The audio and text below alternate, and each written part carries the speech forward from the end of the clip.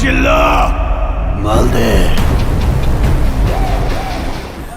Hello, কথা কি clear?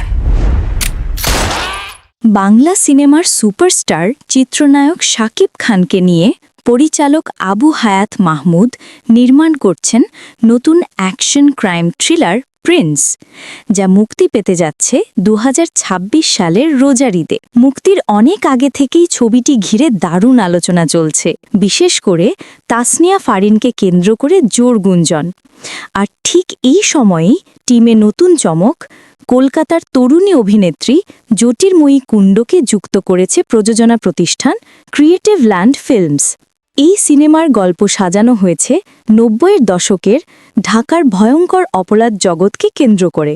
অন্ধকার সেই সময়ের গ্যাং ওয়ার, ক্ষমতার লড়াই আর আন্ডারওয়ার্ল্ডের নিষ্ঠুর বাস্তবতা উঠে আসবে ছবি জুড়ে।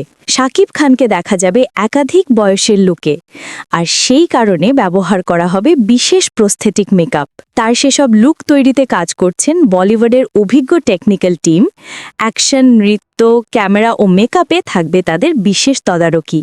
পরিচালক জানিয়েছেন, সিনেমার চিত্রগ্রহণ পরিচালনা করবেন বলিউড ব্লকবাস্টার অ্যানিমাল সিনেমার ডিওপি অমিত রায়।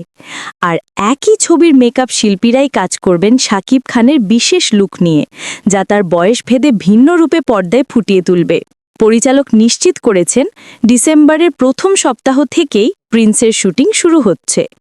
শাকিব ফারিনের জুটির সাথে জ্যোতির্ময়ীর যুক্ত হওয়া ছবিটিকে আরও বৈচিত্র্যপূর্ণ ও চমকপূর্ণ করে তুলবে বলে মনে করছেন সংশ্লিষ্টরা। দর্শক, আপনার কি মনে হয়, এবার কি নতুন কোনো ভিন্ন চমক দেখতে পাবো, নাকি সেই অ্যানিমেল থেকে কপি? আপনার কি মনে হয় জানিয়ে দিন কমেন্ট বক্সে।